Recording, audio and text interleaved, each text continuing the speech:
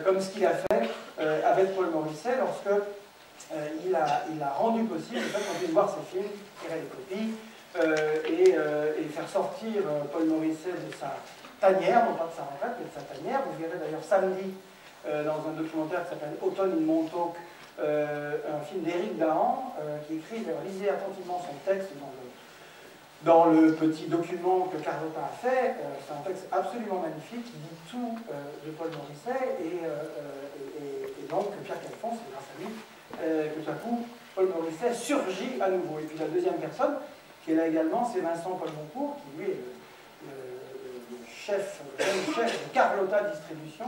Beaucoup de films qu'on montre ici dans les ressorties viennent de lui, viennent de ce projet de dire qu'il existe aussi une cinéphilie des années 70 et 80 et que déjà il y a toute une série de grands films, de chefs-d'œuvre qu'il faut revoir, remontrer, tirer des copies neuves et puis faire ce qui a été fait de partout pour le cinéma plutôt les années 50. Donc c'est grâce à lui qu'on voit les Passes de Lumière en d'excellentes conditions. Le prochain programme de l'Institut Lumière, par exemple, vous verrez, sorti par Carlotta, Raging Bull de Martin Scorsese, un beau DVD, mais le voir quand même sur l'écran, ça vaut toujours la peine. Donc voilà, et là, je voulais le saluer. Alors, recevoir Paul Morisset, c'est recevoir un peu un mythe. Tous ces films s'ouvrent par Andy Warhol présent, qui a toute une série de légendes qui circulent autour de lui, des icônes, des photos. Les films étaient très très difficiles à voir. D'ailleurs, qui n'a jamais vu Hit? Paul, voilà.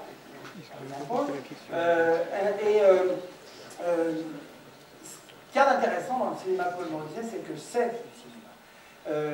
Avant de l'appeler, on va voir juste en vidéo un court extrait de Trash. Vous ne voyez pas évidemment une volonté de notre part de tout de suite vous donner, parce que le film commence assez vigoureusement, comme vous allez le voir, une volonté de vous donner quelque chose comme ça de spectaculaire. Parce que justement, le cinéma de Paul Morisset, c'est tout le contraire. C'est quelqu'un qui appartient au cinéma, venant aussi du monde de l'art, mais qui fait un cinéma différent, qui casse deux codes à l'époque, à la fin des années 60, début des années 70, le code hollywoodien, le code de narration classique, le code d'un certain classicisme au cinéma, mais qui casse aussi le code du film d'art. C'est pas du tout ça, c'est une autre manière de faire du cinéma.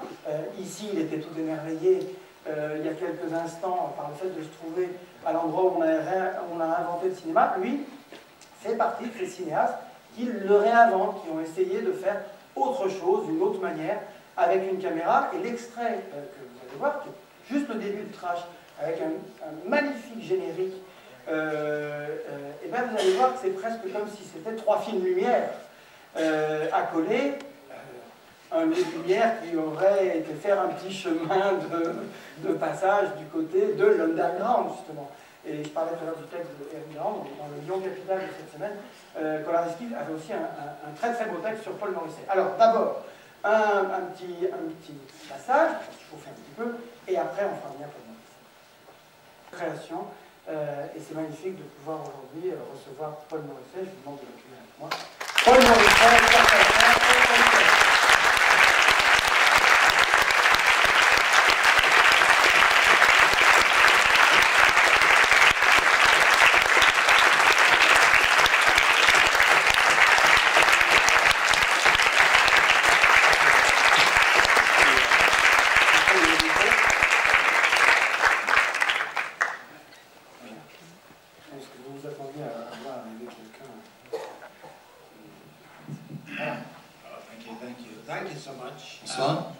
voilà, Pierre va faire comme ça la traduction en direct. I really don't know how to express my appreciation for this reception from a French audience in a city like Lyon, for a person like me from New York who's lived my whole life in New York. And I really just want to say thank you. Je ne peux pas vous dire à quel point je suis ému d'avoir ce genre d'accueil dans une ville comme Lyon. Moi qui suis à New York, qui reste à New York en général, je suis très touché, je vous remercie. D'autant que, encore une fois, il y a le cinéma-opéra en même temps qui, dans une demi-heure, on va y aller aussi, qui montre Trash, et en fait, Paul Morisset est à Lyon. The movie you're going to see is Heat, right? Yeah. Oui, c'est Heat que vous allez voir, le troisième film. And I just say a few words about it.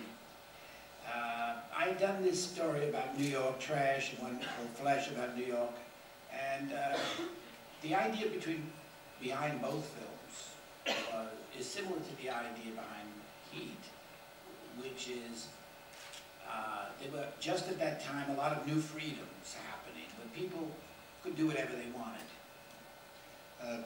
Naturellement, vous allez voir Heat ce soir, et c'est le troisième film. Ce que j'ai voulu faire avec Flesh et Trash à New York était à peu près de la même veine que ce que j'ai fait avec Heat dans Californie.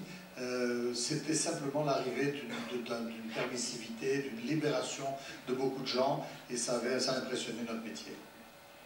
And in the scene you just saw from Trash, with the first scene, it was an obvious metaphor for a person who could have all the sex they want, and if they didn't care to even have any more sex, they'd rather have heroin. Alors, la première scène que vous voyez dans Trash, c'est l'idée que on faisait tellement l'amour à l'époque, c'était tellement devenu une habitude, une facilité, que ces habitués du sexe ne pensaient plus du tout à le faire, ça se passait pas bien, mais par contre, ils allaient se livrer à l'héroïne, à profiter de l'héroïne, et c'était donc une nouveauté par rapport à cette permissivité sexuelle. So about 32 years ago when I was making these films, it seemed to me that this world of sex and drugs and do whatever you want was not leading anywhere. Il y a 32 ans, quand je faisais ces films, j'avais une impression précise que toute cette facilité, ce sexe à la demande, cette folie du sexe n'allait conduire nulle part.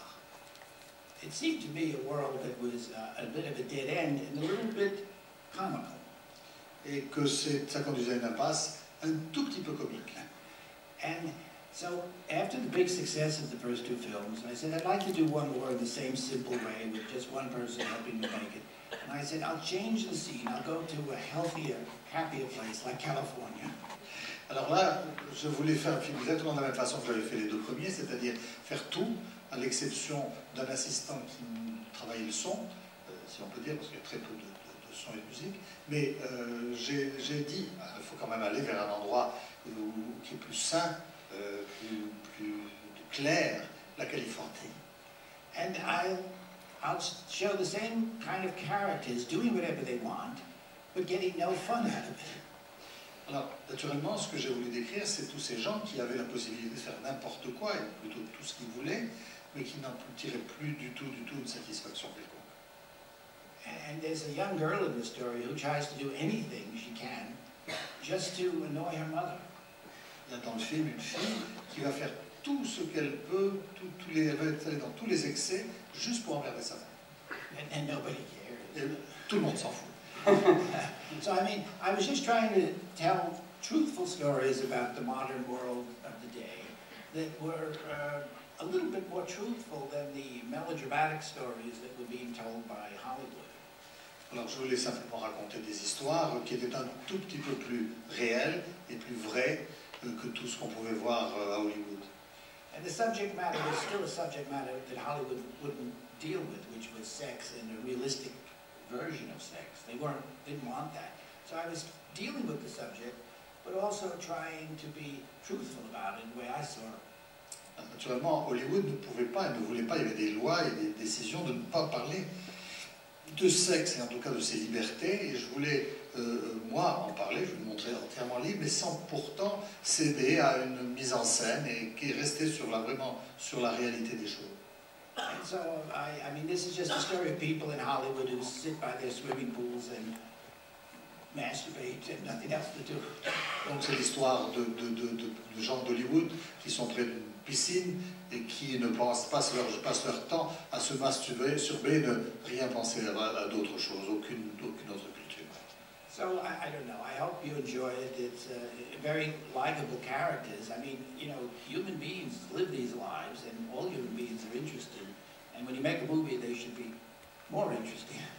Alors, donc je pense que vous allez aimer, j'espère que vous allez aimer, parce que en fait ces personnages existaient vraiment, et je pense que ce qui est toujours intéressant, c'est que quand on les voit dans les films, ils soient encore plus intéressants que dans la série. And so I hope you enjoy the film, and thank you very much for coming. Et j'espère que vous aimerez beaucoup et que je vous remercie beaucoup d'être venu. Merci beaucoup.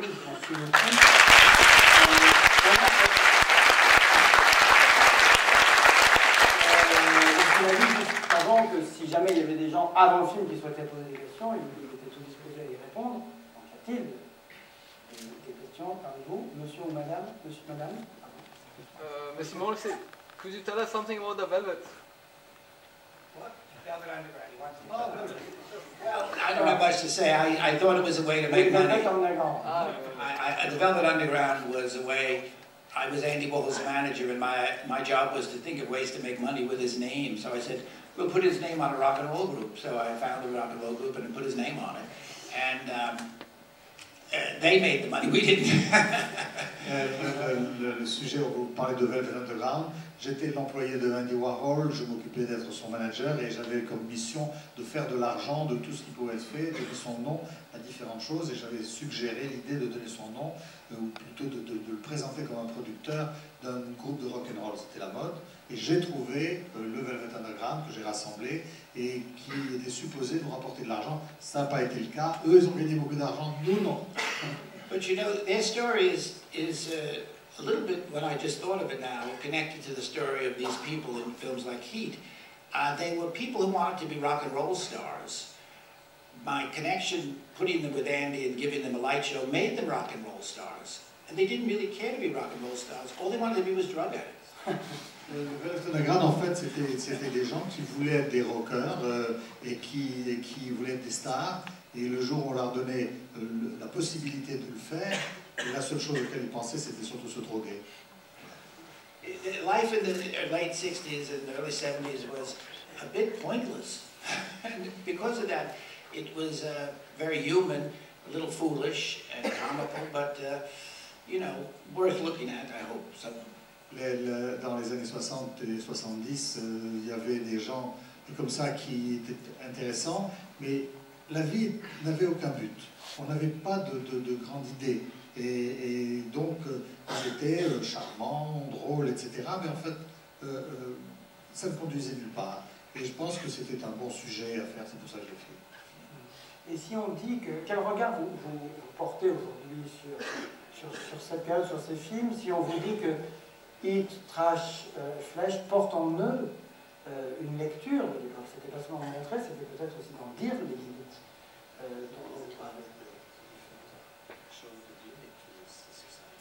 I think so, and I didn't want to say it again what I said in each of the three films. I said it once, twice, 3 times, and I actually said the same thing in all the other movies I made, but I was more disguised. Naturellement, c'est vrai, mais je n'ai pas voulu le redire encore une fois, puisque je l'ai dit dans Flesh, dans Trash, et peut-être dans tous les films que j'ai faits, c'est justement ce regard sur cette société telle que vous venez de le décrire. D'autres questions? Pas de questions? Oui, okay. Alors, si, alors, monsieur là-bas, et après monsieur. Mr. Morris, we see that your filmography ends up in 1988. May I ask what you've been doing ever since? Qu'est-ce que vous avez fait depuis 1988, la date du dernier film? Well, I felt there was no room in the independent film movement in America for people like me because I really wanted to be independent, so they didn't want anything to do with me. So I just quit, and I have been really taking a lot of time for the last 10 or 12 years looking after a piece of real estate property on the ocean in Long Island, and I spent half the year there and half the year in Manhattan. And I just didn't pursue any film projects. So now I'd like to do some again, but if I could, you know, do them very simply. But only if people leave me alone. Depuis 1988, j'ai vu que je n'avais plus de place dans le cinéma tel que je voulais qu'il soit, c'est-à-dire en totale liberté, le choix d'acteurs, tout le reste. Et personne n'acceptait ce genre de choses. J'ai donc arrêté. J'ai donc abandonné et je me suis consacré à mettre en valeur une propriété magnifique de Long Island que vous verrez dans le documentaire, parce qu'il a été filmé dans sa propriété de Montauk, est une merveille dans laquelle il y a eu tellement de célébrités qui ont habité, Elizabeth Taylor, les Stones, etc., et qu'il a remis en valeur pendant ces 14 ans. Il n'a pas voulu penser à des projets de films, et naturellement, depuis un an et demi qu'on est ensemble, et il pense, et à condition naturellement qu'on lui laisse la liberté de faire ce qu'il veut. J'espère qu'il l'aura. Well, you know, it's just that I had owned it for 20 years by that time, and I'd never been there because I was trying to make movies, and I said, I don't want to just retire when I'm too old here, so I sort of quit early to spend time there. And I like doing it. I'm glad I did. Oh, the other reason why I really stopped was it was really too difficult to try to get independent money for my kind of film, but I knew that almost no American directors were ever able to make more than one film if they were lucky without interference. And every film I put my name on, except one, was interfered with. Every other one I had control over. I wrote them, I edited them, I put the music on. And so I was way ahead of the game. So I was my ego was satisfied, even though I didn't make a lot of money. Pendant 20 ans, j'avais cette propriété et j'ai jamais pu y être parce que justement je travaillais tout le temps et je me suis dit que c'était vraiment idiot, je n'allais pas en profiter que quand je ne pourrais plus en profiter et j'ai donc décidé d'y rester. Et puis il y avait l'autre chose, c'est que si j'ai arrêté de faire du cinéma, c'est que je me suis aperçu que tous les indépendants avaient le droit d'être libres et d'être des auteurs complets pour un film. Et qu'immédiatement après, dans le film qui suivait, il y avait les interférences, quant au choix des acteurs, choix de la musique, lui il a été absolument libre de faire ce qu'il veut, et il en assume les responsabilités, et il dit c'est pour ça aussi que je me suis éloigné. It would be easy for you to take a DV camera and... No, I'm thinking more I should really just pick up a DV camera and make another film. And I might do it, but I just have to separate myself from the house in the Long Island because there's so many things you have to do. Naturellement, il peut très bien prendre une caméra et recommencer, il a très envie, mais enfin il faut qu'il sépare une DV caméra, mais il pense que quand même, il ne veut pas se séparer complètement de sa maison, qui est quand même une source d'inspiration. The luxury to make a film with absolutely no money, which is the greatest luxury in movie making, is the luxury of using whoever you want to use in front of the camera, and that luxury is worth all the money in the world. Le grand luxe pour un réalisateur, c'est naturellement de choisir exactement qui on veut, pourquoi dans les films, n'importe quel autant les techniciens, les acteurs, les producteurs, le reste, et que c'est un luxe inouï qui est rarement donné à un réalisateur. Lui, c'était un enfant gâté. Il l'a fait, et il l'a eu pendant longtemps, et son ego est totalement satisfait. Il n'a plus besoin de ça. Monsieur, je crois. Yes, I was born and lived in New York my whole life, Manhattan and Long Island.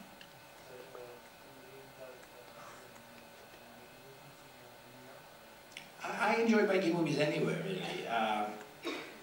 If I can, make it the way I want to make it with my story and my people I want in the movie. Yeah, I think movies are wonderful things. They have been the greatest things in the last century, but I think they're not as good now as they were before, generally. But every year there's some great films jump out, but they become more special because they're in a climate of not such good films. Je vis à New York toute l'année, à New York et à Long Island, et naturellement je ne vais pas faire des films uniquement à New York parce que j'aime les faire n'importe où, dans la mesure où on me laisse les raconter comme j'ai envie de les raconter, et je trouve que de toutes les façons le problème a été dans le cinéma, c'est que on ne fait plus les films comme on les faisait avant. Ils n'ont plus la même qualité, à part naturellement certains films qui sortent du lot, mais que tout le monde retrouve un petit train-train avec des clichés un peu tous les mêmes, et que c'est de plus en plus difficile. Donc je voudrais retrouver cette liberté de faire des choses différentes. And you have to make a movie at home. Why don't you go back and make a movie at home? It's such a nice place. Il a qu'à tourner chez lui, du coup, il ne peut pas partir chez lui. But I came across some wonderful films at Cannes this year. I was surprised. J'ai vu des films magnifiques à Cannes cette année. J'étais très très surpris de très très belles choses. But we may never see them in New York. On les verra peut-être jamais à New York. Look at this list because it's very hard to get a good list of all your films. Is it right or wrong? Well, what sound you need to do it? C'est extrêmement difficile d'avoir une vraie filmographie de Paul Morisset. Il y Yes, there's a lot of more, no? There's some more early ones, yes. Yeah. But Sonny Heaney is that one. Voilà. C'est ce qu'on dit, un menteur comme... I wish it was. I like Sonny Heaney. Yeah. Does anybody here remember Sonny Heaney? You know who she was? Nobody knows Sonny Heaney? Sonia Heaney, vous vous souvenez, vous savez pas qui c'était? C'était une des grandes championnes de patinage artistique.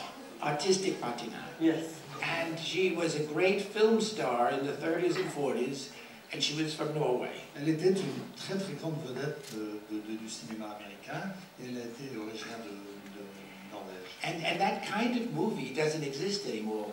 In Hollywood, they make movies with the main actor or actress would ice skate or swim as to Williams. Or, I mean, they were totally ridiculous. But when you see them today, they're lots of fun. Oui, avant on faisait des films avec des patins à glace aux pieds pour la star, ou alors des stars qui nageaient, et ça paraissait à l'époque complètement insensé, mais quand on les regarde aujourd'hui, il y a quand même beaucoup de charme. When they didn't take themselves too seriously, Quand ils ne se prenaient pas au sérieux, c'était quand même pas mal. they were a lot more fun, I must say. Anyway, thank you again. Je voudrais qu'on remercie aussi très fort Paul Morisset.